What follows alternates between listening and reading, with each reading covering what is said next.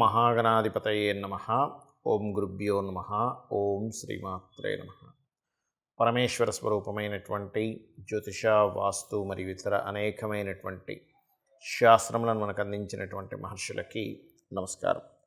హయగ్రీవ హయగ్రీవ హయగ్రీవేతి యో వదేత్తస్య నిస్సరతే వాణి జహ్నుకన్యా ప్రవాహవత్. అరుణాం కరుణాతరంగితాక్షీం ధృతపాశాంకుశపుష్పబాణచాపాం అనిమాదిభిరావృతాం మయూకైః అహమిత్యేవ విభావయే భవానీం. శ్రీమాత్రే నమః. ప్రేక్షకులకి ఆ లలితాంబిక అమ్మవారి యొక్క అనుగ్రహం పరిపూర్ణంగా కలగాలని మనస్ఫూర్తిగా కోరుకుంటూ, ఈ వారం 4వ తేదీ నుంచి 10వ తేదీ వరకు ఉన్నటువంటి గ్రహస్థితి ఏ విధంగా ఉంది, ఈ వారం అసలు ఏ గ్రహాలు మారుతున్నాయి అని చెప్పి చూసుకున్నట్లయితే, మనకి పెద్ద గ్రహాలైనటువంటి అంటే ఎక్కువ కాలం ఒక రాశిలో ఉండేటువంటి గ్రహాలు ముఖ్యంగా గురువు, శని, రాహుకేతువులు యథాస్థానాల్లో ఉన్నాయి. గురువు మేషంలోని, శని భగవానుడు కుంభంలోని, మరియు మీనంలో రాహువు, కన్యారాశిలో కేతువు యొక్క సంచారం జరుగుతూ, రవి మరియు బుధులు మకర రాశిలో, కుజశుక్రులు ధనస్సులో ఉంటూ, ఆ యొక్క కుజుడు 6వ తేదీ నుంచి మకరంలోకి మారుతున్నాడు ఆయన. అదేవిధంగా చంద్రుడు ఈ వారం మొత్తము కూడా మనకి వృశ్చికం నుంచి మకరం వరకు సంచారం జరుగుతుంది. ఈ యొక్క గ్రహస్థితిని అనుసరించి ద్వాదశ రాశుల వారికి ఏ విధమైనటువంటి ఫలితం రానుంది, మరియు అదేవిధంగా ఏ జాగ్రత్తలు తీసుకోవాలి, ఏ దేవతానుగ్రహం చేసుకుంటే బాగుంటుంది, ఏ దేవతానుగ్రహం వీరికి రానుంది అనే విషయం మనం ఇప్పుడు తెలుసుకుందాం. కుంభలగ్నము, కుంభరాశి. కుంభం వారికి కనుక చూసుకున్నట్లయితే, మీకు ఈ వారము ప్రత్యేకంగా రాశిలో శని యొక్క సంచారం, రాశిలో ఎప్పుడైతే శని సంచారం జరుగుతూ ఉంటుందో సర్వసాధారణంగానే శారీరక శ్రమనిస్తూ ఉంటాడు. అది బాడీ పెయిన్స్ రూపంలో కావచ్చు, చేసే వర్క్లో హార్డ్గా ఉండడం కావచ్చు, ఒకే పనిని 10 సార్లు చేసేటువంటి తత్వాన్ని కావచ్చు ఇస్తూ ఉంటాడు. కాబట్టి దీనికి మీరు ఏం చేయాలి అంటే, ఏలినాడు శని అంటూ ఉంటారు దీన్ని. దానికి మీరు చేయవలసినటువంటిది ప్రధానంగా, మీరు ఈ తెల్ల నువ్వులు, నీలం రంగు వస్త్రము దానంగా ఇవ్వడము, వీలైనంత మటుకు అగ్ని సూక్తం చదువుకోవడము, నరసింహస్వామి యొక్క కవచం చదువుకోవడం, ఆంజనేయ స్వామి యొక్క ఆరాధన చేయడము, వీలైతే రావి చెట్టు దగ్గరికి వెళ్ళి అక్కడ ప్రదక్షిణాలు చేయడం, ఇవన్నీ కూడా మీకు ఏలినాడు శని యొక్క ప్రభావాన్ని తగ్గిస్తుంటాయి. ఫైనాన్షియల్ పరంగా చూసుకున్నట్లయితే, మీకు ఇప్పుడున్న గ్రహస్థితి ఏదైతే ఉందో ఇది ప్రధానంగా ఈ కుంభం వారికి ఆన్లైన్ త్రూగా ధనయోగాల్ని, సాఫ్ట్వేర్ రిలేటెడ్ మూలంగా ధనయోగాలను అందిస్తున్నాయి. మరియు దీంతోపాటు రియల్ ఎస్టేట్ మూలంగా కూడా ధనయోగం అందిస్తుంది ఇప్పుడున్నటువంటి గ్రహస్థితి చూసుకున్నట్లయితే. అలాగే ఇక్కడ సిబ్లింగ్ వరుస వాళ్ళతో చిన్నపాటి మనస్పర్ధలు ముఖ్యంగా 4-5 తేదీల్లో ఏర్పడతాయి. కాబట్టి ఆ సిబ్లింగ్స్తో మనస్పర్ధలు రావడం, మరియు 4-5 తేదీలు కొంతవరకు మీరు ఏదైనా అగ్రిమెంట్స్ చేసేటప్పుడు, ప్రయాణాలు షార్ట్ జర్నీ చేసేటప్పుడు కొంత జాగ్రత్తగా ఉండండి. అలాగే ఈ శుక్రుడు లాభస్థానంలో ఉన్నందుకు భూగృహ వస్తు వాహన వ్యవసాయ సంబంధించిన విషయంలో, విద్యా సంబంధించిన విషయంలో బాగుంటుందని చెప్పుకోవచ్చు. లోన్స్ కూడా లభిస్తాయని మనం ఆల్రెడీ చెప్పుకున్నాము. కాకపోతే 4-5 తేదీలు మాత్రం లోన్స్ ఇవ్వడం, తీసుకోవడం కూడా కాస్త జాగ్రత్తగా ఉండడం మంచిది. 4-5 తేదీలు ప్రధానంగా అగ్రిమెంట్స్, లోన్స్ ఇవ్వడం, తీసుకోవడము, కమ్యూనికేషన్ చేసేటప్పుడు, షార్ట్ జర్నీ చేసేటప్పుడు ప్రధానంగా జాగ్రత్తగా ఉండండి. అలాగే సంతానం కోసం చేసే ప్రయత్నం ఫలిస్తుంది. మరియు ఇక్కడ ఈ యొక్క బుధగ్రహం ఏదైతే ఉందో ప్రధానంగా రవికుజులతో కలిసి ఉంటుంది. ఇప్పుడు ఈ కాంబినేషన్ అనేటువంటిది బంధువర్గంలో వారితో కనుక మీరు వివాహ ప్రయత్నం చేసినట్లయితే, అందులోని ఆ బంధువర్గంలో కూడా ఇష్టపడిన వారిని వివాహం చేసుకోవాలనేటువంటి ప్రయత్నంలో కొంత ఘర్షణ వాతావరణం ఏర్పడి తర్వాత జరుగుతుంది వివాహం అనేటువంటిది. అలాగే ఇక్కడ కాస్త ఇన్వెస్ట్మెంట్స్కి అనుకూలంగా ఉంది చెప్పాలంటే, మరియు బయట దేశాలకు వెళ్ళి ఉద్యోగాలు చేయడానికి కూడా అనుకూలంగా ఉంది.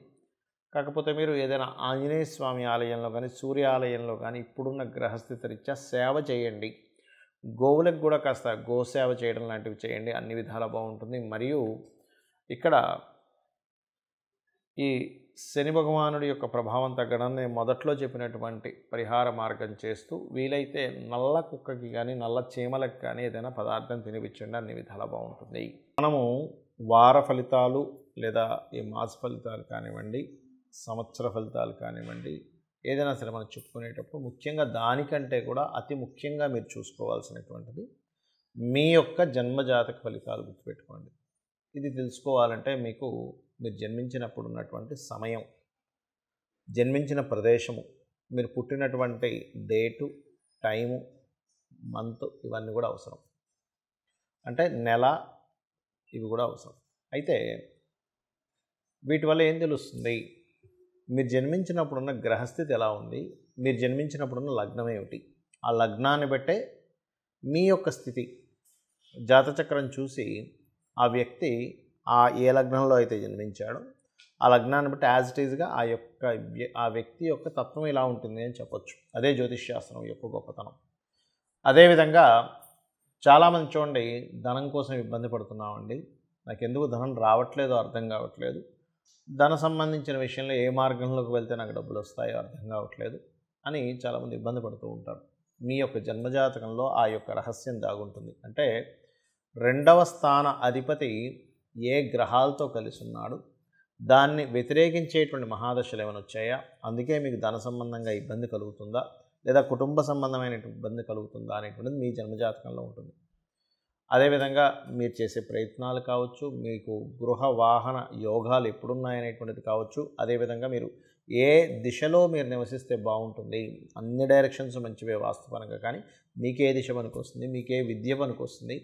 చాలామంది ఒక విద్య చదువుతారు, అది పనికిరాదు కొన్నిసార్లు, మరలా పెద్ద అయిన తర్వాత ఇంకొన్ని అవసరాల కొద్దీ కొన్ని కోర్సెస్లో జాయిన్ అయ్యి ఆ రకంగా మరలా వాళ్ళ జీవనోపాధికి సరిపోయేటువంటి విద్యల్లోకి వెళ్ళవలసి వస్తూ ఉంటుంది. అదేవిధంగా మీ సంతాన అభివృద్ధి, అసలు వివాహ యోగం అసలు ఎప్పుడుంది చాలామందికి తెలియక వివాహ యోగం లేని సమయంలో ఏదో ప్రయత్నం చేసి చేసుకోవడం, దాని తర్వాత ఇబ్బంది పడడం, ఉన్న సమయాలు వాళ్ళు ప్రయత్నం చేయకపోవడం అనేటువంటిది జరిగి వాళ్ళు సమయాన్ని అనవసరంగా వృధా అయిపోతూ ఉంటుంది. ఆ రకంగా వివాహ సమయం, ఎటువంటి జీవిత భాగస్వామి, ఒకవేళ 2 వివాహాల యోగం కనుక మీ జన్మజాతకంలో ఉన్నట్లయితే దాన్ని ఎలాగ ఏ పరిహార మార్గం, చిన్న అమ్మవారి యొక్క నామస్మరణతోని చిన్న పరిహారాలతో దాన్ని ఎలా క్లియర్ చేసుకోవాలి, మరియు అదేవిధంగా మీరు చేస్తున్నటువంటి ఏదైతే ఉద్యోగం కానీ వ్యాపారం కానీ అభివృద్ధిలోకి రాకపోవడానికి గల కారణం ఏమిటి? ఒకే దగ్గర ఉండిపోతున్నామండి, ఎదగలేకపోతున్నామని బాధపడుతూ ఉంటారు. అదేవిధంగా ఇన్వెస్ట్మెంట్స్, ఏ సమయంలో ఇన్వెస్ట్మెంట్ చేస్తే మంచిది, ఎందులో ఇన్వెస్ట్మెంట్ చేస్తే మంచిది అనేటువంటి అనేకమైనటువంటి విషయాలు, దాంతోపాటు విదేశాలకు వెళ్ళనా వద్దా, అసలు విదేశీ యోగం ఉందా లేదా, ఒకవేళ ప్రయత్నం చేస్తే ఎప్పుడు ప్రయత్నం చేస్తే మంచిది, ఇటువంటివన్నీ కూడా మీ యొక్క జన్మజాతకంలో చాలా స్పష్టంగా ఉంటాయి. మరి మీకు ఇక్కడ సందేహం కలగవచ్చు, ఏమండి మరి ఈ జన్మజాతకంలో ఇవన్నీ ఉన్నట్లయితే మరి నేను ఈ వార ఫలితాలు కానివ్వండి, మాస ఫలితాలు కానివ్వండి, ఇవన్నీ ఎందుకు చెప్పుకుంటున్నాము, ఎందుకు వినాలి అని మీకు సందేహం కలగవచ్చు. ఇక్కడ మీ యొక్క నిర్ణయాలు, మీ ప్లానింగ్స్, మీ ఆలోచనలు ఎలా ఉంటాయో, మీ ఆలోచనలకు తగ్గట్టుగా బయట ఉన్నటువంటి వాతావరణం కానివ్వండి, బయట ఉండే మార్కెట్ కానివ్వండి, బయట ఉండే ట్రాఫిక్ కానివ్వండి, బయట ఉండేటువంటి పరిస్థితులు కానివ్వండి, దానికి అనుకూలిస్తేనే మీ ఆలోచన సక్రమంగా సమయానికి మీరు అనుకున్నది చేయగలుగుతారు. బయటంతా ట్రాఫిక్ జామ్ ఉంది, ఒక దగ్గరికి వెళ్ళాలి, మీరు అరగంటలో వెళ్ళిపోతారు కామన్గా అయితే, ఆ డిస్టెన్స్ ఒక 20 కిలోమీటర్లు 15 కిలోమీటర్లు అనుకుంటే. కానీ ట్రాఫిక్ బాగా జామ్ అయితే గంట పట్టచ్చు, గంటన్నర పట్టచ్చు. అప్పుడు మీ ప్రణాళిక ఏమవుతుంది? దెబ్బతింటుంది. అంటే దీన్ని బట్టి మనకేంటి, ఈ సమయంలో అయితే ట్రాఫిక్ ఎక్కువగా ఉంటుంది, ఈ సమయంలో అయితే ట్రాఫిక్ తక్కువగా ఉంటుంది అనేటువంటిది బయట విషయం మనకు తెలిసినప్పుడు దాని తగ్గట్టుగా మనం ముందుగా బయలుదేరుతాం, ఆ సమయానికి చేరుకుంటాం. బయట ఉండే మార్కెట్ కావచ్చు, అంటే ఇప్పుడు చూడండి, ఒక ప్రోడక్ట్ రిలీజ్ చేస్తున్నాం, బయట దీనికి ఇంత డిమాండ్ ఉంది లేదా లేదు, ఇంత ప్రైస్ పెడితే ఇది వెళ్తుంది, ఇంత ప్రైస్ పెడితే ఇది అమ్ముడు పోదు అనేటువంటిది ఒక లెక్క ఎలా ఉంటుందో, బయట ఉండే విషయాల్ని, మార్కెట్ని, ట్రాఫిక్ని, పరిస్థితుల్ని ఎలా అంచనా వేసి మన నిర్ణయాలలో మార్పులు చేసుకుంటూ ఉంటాము. అదేవిధంగా గోచార ఫలితాలు కూడా అంతే. అంటే ఇప్పుడున్న గ్రహస్థితి దేనికి సపోర్టివ్గా ఉంది, ఫలానా రాశి వారికి ఫలానా సంబంధించిన వాటిల్లో సపోర్టివ్గా ఉంది కాబట్టి మీరు ఇది చేయడానికి మీకు గనక మీ జన్మజాతకంలో కూడా దీని అనుకూలత ఉంటే ఇది చేయడానికి ఈ యొక్క గ్రహస్థితి గోచార రీత్యా బాగుంది అని మనం అర్థం చేసుకొని ముందుకు వెళ్ళడానికి మనం చెప్పుకునేటువంటిది ఈ యొక్క గోచార ఫలితాలు. ఈ గోచార ఫలితాలు చేసుకుంటూ తెలుసుకుంటూ మన జన్మజాతకంలో ఉండేటువంటి గ్రహస్థితిని కూడా తెలుసుకుంటూ మనం గనక అడుగు ముందుకు వేసినట్లయితే ఎక్కడా కూడా నష్టపోకుండా ఇబ్బంది పడకుండా ఉంటామని చెప్పి మనకు జ్యోతిష్శాస్త్రం మహర్షుల ద్వారా అందింది. ఆ యొక్క మహర్షుల యొక్క అనుగ్రహాన్ని, ఆ లలితాంబిక అమ్మవారి యొక్క అనుగ్రహాన్ని మీకు పరిపూర్ణంగా కలగాలని మనస్ఫూర్తిగా కోరుకుంటూ శ్రీమాత్రే నమః.